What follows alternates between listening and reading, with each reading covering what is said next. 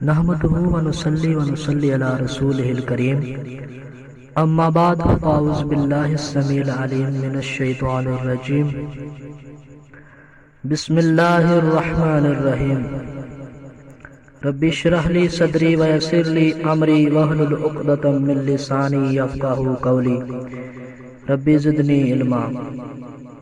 ناظرین، آپ دیکھ رہے ہیں زین مدنی اسلامک چینل اور میں ہوں آپ کا میزبان محمد زین مدنی۔ ناظرین، آج جو میں آپ کو حدیث سنانے جا رہا ہوں، اس حدیث میں نبی کریم صلی اللہ علیہ وآلہ وسلم نے انسانیت کو ایک دوسرے کے لیے اللہ کی رضا کے لیے محبت کرنے کا پیغام دیا ہے۔ صحیح مسلم کی روایت ہے، اللہ کے رسول صلی اللہ علیہ وآلہ وسلم بیان فرماتے ہیں کہ ایک بندہ اپنے کسی دوسرے بھائی کو ملنے کے لیے دوسری بستی میں جا رہا تھا۔ اسی دوران اللہ نے ایک فرشتے کو بھیجا۔ وہ فرشتہ آ کر اس بندے سے پوچھنے لگا کہ اللہ کے بندے کدھر جا رہے ہو؟ اس بندے نے کہا، میں اپنے بھائی کو ملنے کے لیے فلاں فلاں بستی میں جا رہا ہوں۔ تو اس فرشتے نے کہا، کیا اس بندے نے تجھ پر کوئی احسان کیا ہے؟ اس احسان کا بدلہ دینے جا رہے ہو؟ آگے سے اس بندے نے جواب دیا، نہیں، میں اللہ کے لیے اس بندے سے محبت کرتا ہوں، اپنے بھائی سے محبت کرتا ہوں، میں اسی لیے اس کو ملنے جا رہا ہوں۔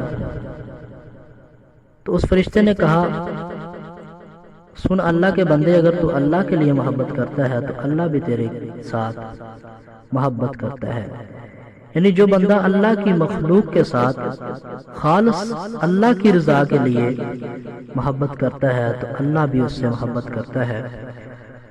ناظرین، تصور کیجئے کہ اللہ کی اس زمین پر کون ایسا بندہ ہے جو اللہ کی رضا کے لیے اللہ کی مخلوق کے ساتھ محبت کرتا ہے۔ آج ہم کسی کے ساتھ چھوٹی سی نیکی بھی کرتے ہیں تو اس کے پیچھے بھی کوئی نہ کوئی اس کا راز ہوتا ہے، کوئی مقصد ہوتا ہے۔ اللہ کی رضا کے لیے اللہ کی مخلوق کے ساتھ محبت کرنا یہ بہت بڑی نیکی ہے۔ اللہ کے رسول صلی اللہ علیہ وآلہ وسلم نے ارشاد فرمایا، صحیح البخاری کی حدیث ہے، آپ فرماتے ہیں کہ قیامت کے دن اللہ کے عرش کے سائے کے علاوہ کوئی سایہ نہیں ہوگا، اور یہ سایہ اس بندے کو نصیب ہوگا جو دنیا میں رہتے ہوئے اپنے مسلمان بھائی کے ساتھ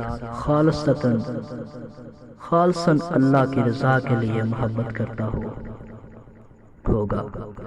تو اسی لیے اپنے رشتہ داروں سے محبت، اپنے بھائیوں سے، اپنے دوستوں سے محبت کریں تو خالص اللہ کی رضا کے لیے۔ جو بھی ہم عمل کرتے ہیں اس کے لیے اخلاص بہت ضروری ہے۔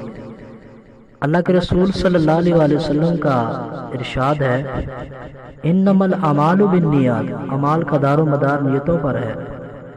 تو اسی لیے ہمیں جو بھی عمل کرنا چاہیے اس کے اندر اخلاص بہت ضروری ہے۔